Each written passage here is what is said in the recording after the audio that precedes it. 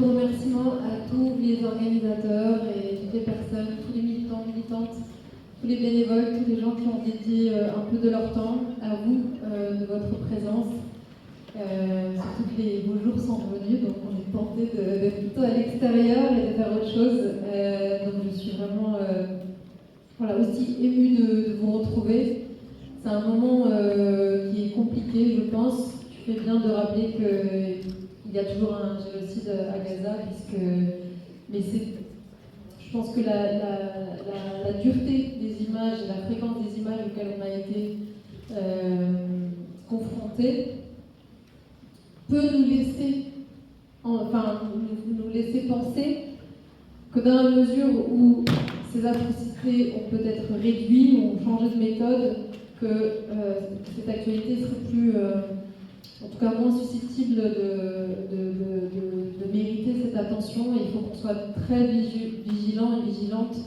Et c'est un travail qui est plus dur, je trouve, encore que les 2 premières années, où maintenant il faut faire un travail presque de fouille des informations, puisque nous sommes plus confrontés à toutes ces images de manière quotidienne.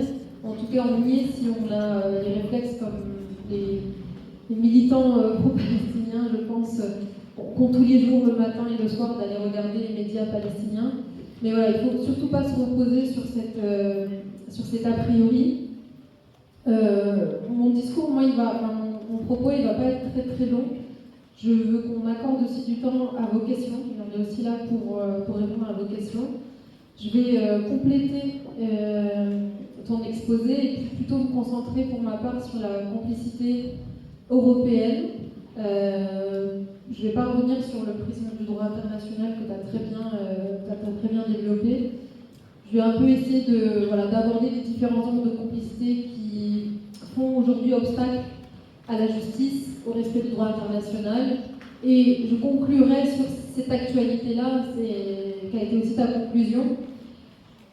Comment il nous faut impérativement comprendre en quoi la défense aujourd'hui du peuple palestinien est intimement liée à nos droits et nos libertés ici en France. Et plus largement en Europe. Il y a une base de données, un site qui recense les incidents liés aux violations des droits, selon lequel il y a 60% des cas de répression ou de privation de droits liés à la Palestine sont recensés en Europe. En Europe, nous sommes le territoire sur lequel qui concentre le plus de politiques et d'outils de répression des mouvements pro-palestiniens, quel que soit leur statut, et je pense que vous le voyez, vous aussi à votre échelle, c'est-à-dire qu'on soit militant, qu'on soit politique, qu'on soit journaliste, qu'on soit syndicaliste, qu'on soit étudiant, qu'on soit simple sympathisant qui peut relayer un message sur les réseaux, qui peut participer à une manifestation, nous sommes tous soumis à ce même rouleau compresseur qui va mobiliser énormément de dispositifs, soit des arrestations arbitraires, il y a eu des amendes, il y a eu des tentatives d'interdiction des manifs, il y a encore aujourd'hui des tentatives visant à interdire ce type d'événements, puisque vous avez pu le voir, il y a eu plusieurs communiqués, notamment du CRIF, qui, partout où je vais, maintenant je dois le dire, partout où je vais, lance un petit communiqué ou des petits coups de fil ou des petits mails pour tenter de censurer finalement cette parole. Mais on est vraiment tous dans le même bateau, j'ai envie de vous dire, quel que soit notre degré d'engagement ou d'exposition. Donc sur la question de la complicité européenne, ce qui est très important finalement sur la complicité européenne, et ça se joint avec la France, c'est que cette complicité, on ne peut pas la traiter sur ces éléments très matériels que tu as décrits, la livraison d'armes, le commerce, si on ne comprend pas ce qu'il y a de complicité idéologique et historique. Et parce qu'on peut être finalement, et je comprends, moi la première, on peut être finalement assez fatigué de se dire bon, on aura tout essayé, on a dénoncé, mais on ne comprend pas ce qui bloque tout là-haut.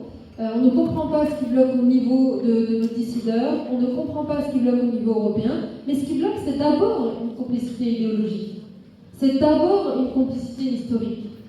Et c'est en cela que nous avons, malgré tout, remporté une victoire qui est, pour moi, la plus importante, qui est celle de l'opinion. Aujourd'hui, l'opinion en France est majoritairement solidaire. J'utilise ce mot parce qu'on s'en fout de savoir finalement si on aime ou n'aime pas le peuple palestinien, si on le connaît ou on ne le connaît pas. C'est d'ailleurs un peuple qui fait l'objet de beaucoup de fantasmes aussi.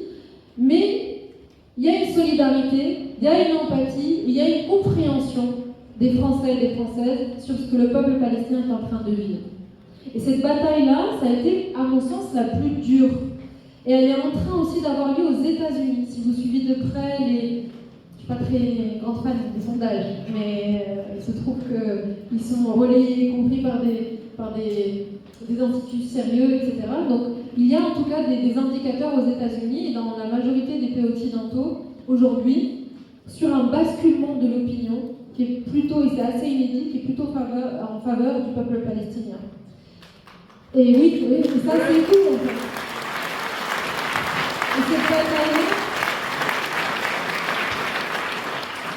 Et cette bataille-là, c'est la plus importante et c'est la plus dure finalement aussi à mener. C'est-à-dire d'essayer de convaincre partout où nous allons, partout où on a une responsabilité de prise de parole, de convaincre et d'expliquer ce qui est en train de se jouer, de sortir des pièges qui nous sont tendus en permanence, qui sont des pièges de sémantique autour du terrorisme, autour de la question du génocide. On passe plus notre temps, si on est invité aujourd'hui sur un plateau de télé, à contester la censure qui est faite du mot, par exemple, génocide, et on le voit même encore récemment sur France Info, que à expliquer pourquoi il y a un génocide. On n'a même pas l'espace aujourd'hui dans un média de pouvoir dérouler sur les références, d'expliquer les nombreux rapports qui ont documenté, caractérisé le crime de génocide, d'expliquer juridiquement à quoi il est rattaché, d'expliquer pourquoi nous sommes en France, nous avons une responsabilité, qu'elle soit historique ou qu'elle soit actuelle, du point de vue matériel.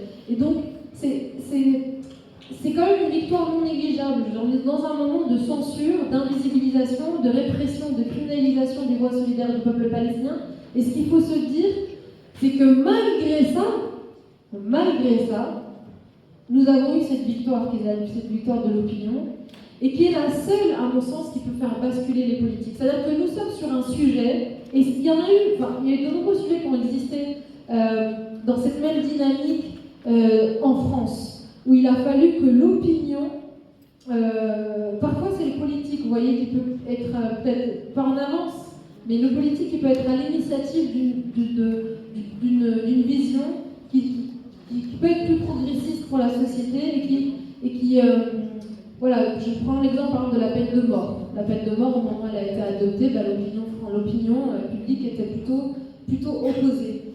Là, nous sommes dans une autre dynamique, c'est-à-dire que ça doit venir par le bas, quoi, et par l'opinion justement, par la majorité des voix qui veulent que ce droit international soit respecté, qui ne se reconnaissent pas dans cette France complice des criminels de guerre, qui ne se reconnaissent pas dans cette France qui n'a plus du tout de voix sur la scène internationale, qui ne pèse plus à l'heure où nous avons Trump et son conseil de paix qui se met en place, etc. etc. Et donc, j'insiste vraiment sur ça, sur le fait que c'est la bataille pour moi la plus importante et c'est la seule qui nous permettra de changer la donne sur le plan politique.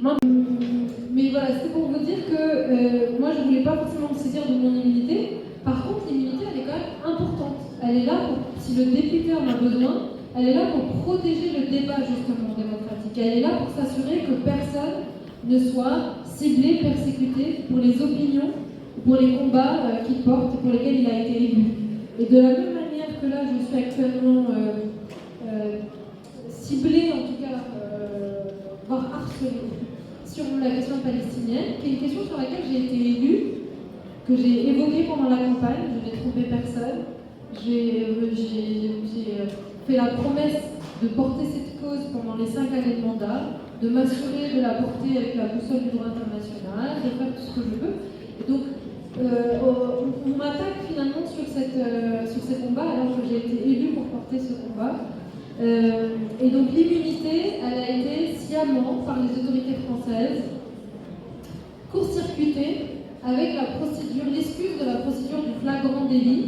Donc c'est le seul volet qui permet aux autorités françaises de contourner mon immunité, l'inviolabilité de mon immunité parlementaire, et de pouvoir me convoquer en garde à vue. Et c'est dans ce cadre-là que j'ai été en garde à vue récemment, pour apologie du terrorisme, pour un tweet, pour une citation de l'armée rouge japonaise, d'un membre de l'armée rouge japonaise, qui est une organisation qui est dissoute et qui a même été retirée du listing des relations aux États-Unis, de liste des organisations terroristes. C'était une citation d'archives historiques en fait, finalement. Bon, je ne vais pas trop revenir sur ça parce qu'il y a un procès, mais tout ça pour dire que c'est jamais arrivé. Moi je me suis renseignée au Parlement européen. C'est jamais arrivé qu'un député européen soit en garde à vue. C'est-à-dire qu'on a fait pire que Orban. Non, mais vraiment. Non, vraiment. On a fait pire que Orban. Il y a un député qui a été ciblé un peu comme ça, mais il a eu moins d'affaires que moi. En France, on est quand même à un niveau hallucinant.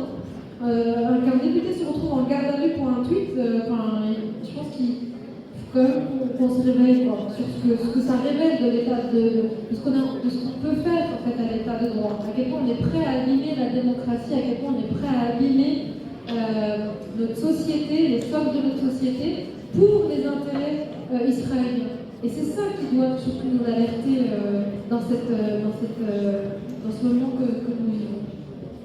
Donc mon immunité, normalement, elle est censée pouvoir être garantie. Je ne l'ai pas utilisée pour mes convocations, c'était un choix de ma part. Mais pour la question de la garde à vue, là, c'est les autorités françaises qui ont sciemment contourné la procédure habituelle en utilisant cette excuse de flagrant délit d'apologie du terrorisme pour un tweet. Donc on verra le procès du 7 juillet et ça sera l'occasion pour moi de défendre l'idée que je me fais de l'état de droit. Voilà, c'est surtout ça.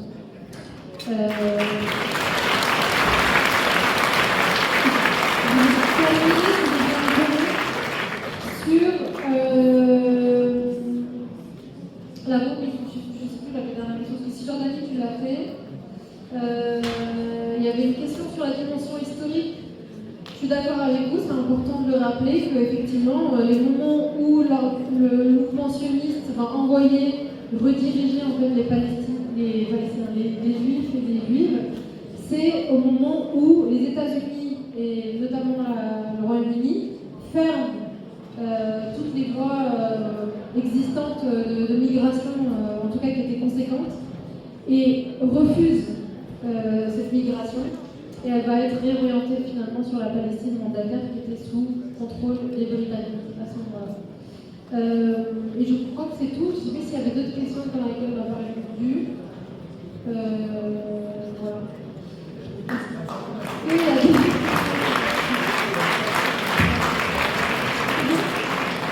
oui, de toute façon, on va rester tous les deux. Donc je sais qu'il y a encore des personnes qui veulent peut-être poser des questions. Mais vous dire qu'on va rester un tout petit peu. Moi, je dois partir dans une demi-heure à peu près. Mais je suis à dispo pour pouvoir répondre aux questions et voilà, passer un peu de temps avec vous. Merci beaucoup de votre